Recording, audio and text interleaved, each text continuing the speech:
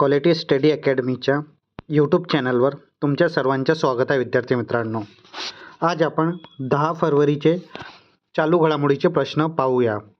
ही प्रश्न UPSC, MPSC व इतर सर्व परीक्षांसाठी अत्यंत उपयोगाचे सिरीज आहे विद्यार्थी मित्रांनो. एक्झाम पॉईंट ऑफ व्ह्यूनी आपण या सिरीजमध्ये एक महत्त्वाचा टॉपिक पाहतो. तर आजचा आपला महत्त्वाचा टॉपिक आहे शिखर परिषद आणि भारतात होणारे संमेलन. याबद्दल आपण संपूर्ण माहिती आज पाहणार आहोत. तर जे विद्यार्थी आपल्या चॅनलवर नवीन असतील त्यांनी क्वालिटी स्टडी अकॅडमीच्या यूट्यूब चॅनलला सबस्क्राईब करायला विसरू नका. असेच महत्त्वाचे अपडेट आणि चालू घडामोडीचे प्रश्नाची सिरीज तुमच्यापर्यंत या चॅनलच्या माध्यमातून उपलब्ध करून मिळणार. चला आता आपण चालू घडामोडीचे प्रश्न पाहूया. तर काल विचारला गेला प्रश्न तुमच्यासाठी होता विद्यार्थी मित्रांनो. हा प्रश्न, भारताला औषधी आणि जैव तंत्रज्ञानात जागतिक महासत्ता बनवण्यासाठी 2026च्या अर्थसंकल्पात कोणते अभियान जाहीर करण्यात आले आहे? तर या अभियानाचं नाव होतं बायोफार्मा शक्ती मिशन. म्हणजे ऑप्शन क्रमांक 4 आपला योग्य उत्तर होता. त्यानंतर आता आपण आजचे प्रश्न पाहूया. भारतातून कोणाला ग्लोबल टीचर प्राइज देऊन सन्मानित करण्यात आले आहे? तर रुबल नागी यांना ग्लोबल टीचर प्राइज देऊन सन्मानित करण्यात आलेले आहे. म्हणजे ऑप्शन क्रमांक 2 आपला योग्य उत्तर राहील. आता आपण याबद्दल महत्त्वाची माहिती पाहूया. ग्लोबल टीचर प्राइज 2026 विजेता रुबल नागी भारत देशाच्या मुंबई आणि जम्मू काश्मीरमध्ये त्यांनी कार्य केलेलं आहे. शिक्षण क्षेत्राचा नोबल समजला जाणारा जागतिक पुरस्कार आहे ग्लोबल टीचर प्राइज. कार्य मिसाल इंडिया या उपक्रमाद्वारे झोपडपट्टीतील मुलांना कलेच्या माध्यमातून शिक्षण हे यांचे प्रमुख कार्य आहे. स्थळ दुबई इथे हा पुरस्कार त्यांना प्रदान करण्यात आलेला आहे. तर विद्यार्थी मित्रांनो, ही खूप महत्त्वाची माहिती आहे. हे माहिती तुम्ही नोट डाऊन करून ठेवा. त्यानंतर पुढला प्रश्न, 39वा सूर्यकुंड आंतरराष्ट्रीय हस्तकला मेळ्याचे आयोजन कुठे करण्यात आले होते? तर हे फरीदाबाद हरियाणा येथे आयोजित करण्यात आलेले होते. म्हणजे ऑप्शन क्रमांक 1 आपला योग्य उत्तर राहील. त्यानंतर पुढला प्रश्न, स्वतंत्र वृद्ध संकल्प म्हणजेच सिनियर सिटीजन बजेट जाहीर करणारा भारताचे पहिले राज्य कोणते? तर भारताचे पहिले राज्य आहे केरळ राज्य. म्हणजे ऑप्शन क्रमांक 3 आपला योग्य उत्तर राहील. आता आपण याबद्दल महत्त्वाची माहिती पाहूया. वृद्ध संकल्प पहिले राज्य केरळ जानेवारी 2026 मध्ये घोषणा केली. तरतूद ज्येष्ठ नागरिकांकरिता 46,236.52 कोटी स्वतंत्र तरतूद करण्यात आलेली आहे. हा एकूण अर्थसंकल्पाच्या सुमारे 19.07% इतका आहे. उद्देश वृद्धाचे आरोग्य, पेन्शन, सामाजिक सुरक्षा आणि केअर इकॉनॉमीवर लक्ष केंद्रित करणे प्रमुख उद्देश आहे. विशेष महिलांचे आयुर्मान जास्त असल्याने यात महिला वृद्धांच्या गरजाही वर विशेष भर दिलेला आहे. तर ही महत्त्वाची माहिती वृद्ध संकल्प बद्दल. त्यानंतर पुढला प्रश्न, अग्नि 3 हे मध्यम पल्ल्याचे क्षेपणास्त्र कोणत्या संस्थेने विकसित केले आहे? तर त्या संस्थेचं नाव आहे DRDO. म्हणजे ऑप्शन क्रमांक 2 आपला योग्य उत्तर राहील. त्यानंतर पुढला प्रश्न, इन्शुरन्स फॉर ऑल बाय 2047 अंतर्गत 100% विमा कव्हर मिळणारा भारताचा पहिला जिल्हा कोणता? तर भारताचा पहिला जिल्हा आहे अलवर राजस्थान मधला. तर ऑप्शन क्रमांक 2 आपला योग्य उत्तर राहील. आता आपण याबद्दल महत्त्वाची माहिती पाहूया. 100% विमा कव्हर पहिला जिल्हा नाव आहे अलवर राजस्थान मधला. मोहीम इन्शुरन्स फॉर ऑल बाय 2047. उपलब्धी जिल्ह्यातली प्रत्येक घरापर्यंत विमा योजना पोहोचवणारा देशातला पहिला जिल्हा. सहभाग IRDA आणि जिल्हा प्रशासन यांच्या विशेष पुढाकारामुळे हे उद्दिष्ट साध्य करण्यात आलेला आहे. तर ही महत्त्वाची माहिती याबद्दल. त्यानंतर पुढला प्रश्न, प्रगत एंटी ड्रोन प्रणाली कार्यान्वित करणारे भारताचे पहिले बंदर प्राधिकरण कोणते ठरलेले आहे? तर या बंदराचं नाव आहे विवो चिदंबरनार बंदर प्राधिकरण, म्हणजे ऑप्शन क्रमांक 2 आपला योग्य उत्तर राहील. आता आपण याबद्दल महत्त्वाची माहिती पाहूया. पहिले अँटी ड्रोन बंदर नाव काय? विवो चिदंबरनार बंदर प्राधिकरण. कुठे आहे? थुथुकुडी, तामिळनाडू येथे. विक्रम प्रगत एंटी ड्रोन सिस्टम लावणारा भारताचे पहिलं बंदर आहे विद्यार्थी मित्रांनो.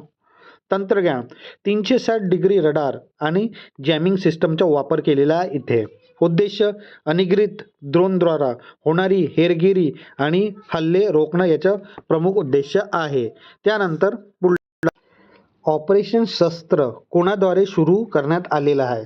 तर हे दिल्ली पोलीस द्वारा सुरू करण्यात आलेलं आहे, म्हणजे ऑप्शन क्रमांक 4 आपला योग्य उत्तर राहील. आता आपण याबद्दल महत्त्वाची माहिती पाहूया. ऑपरेशन शस्त्र कोणाद्वारे? दिल्ली पोलीस. लक्ष सोशल मीडियावर गन कल्चर शस्त्राच्या प्रदर्शनावर रोक लावणे. उद्देश शस्त्रास्त्र रील फोटो टाकून दहशत पसरवणाऱ्याला रोखणे. कारवाई गुन्हेगारांचा शोध घेऊन बेकायदेशीर शस्त्र जप्त करणे. कारण तरुणांना गुन्हेगारीकडे आकर्षित होण्यापासून वाचवणे याचा मुख्य उद्देश आहे. तर ऑपरेशन शस्त्राबद्दल ही महत्त्वाची माहिती आहे. त्यानंतर पुढला प्रश्न.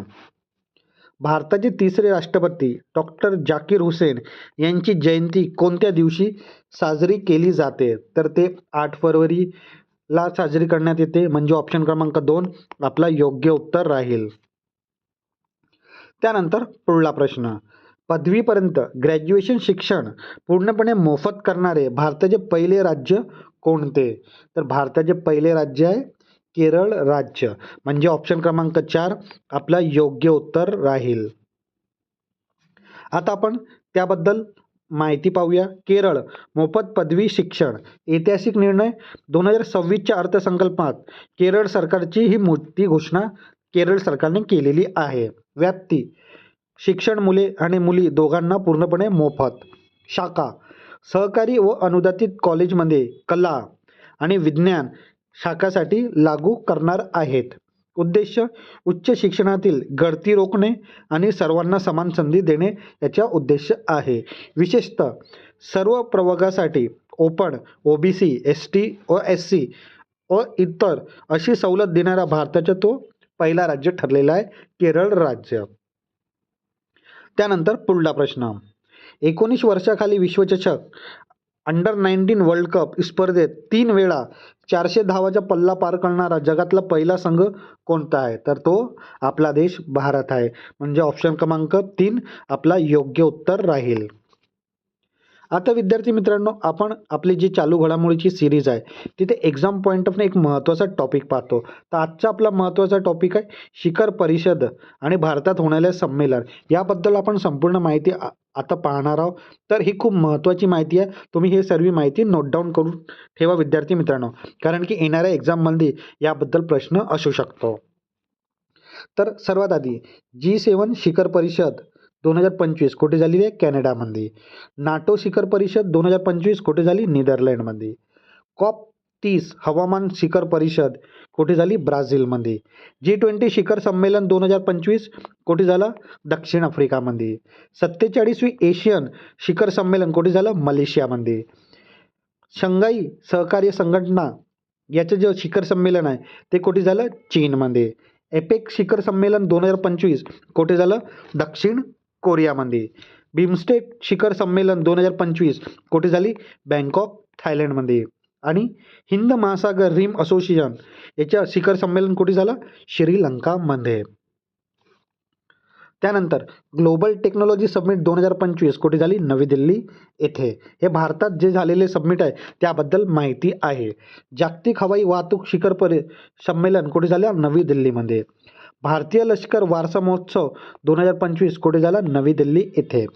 ग्लोबल सस्टेनेबिलिटी समिट 2025 कुठे झाली? न्यू दिल्लीमध्ये. ई गव्हर्नन्स 28वे राष्ट्रीय संमेलन कुठे झालं? विशाखापट्टणम येथे.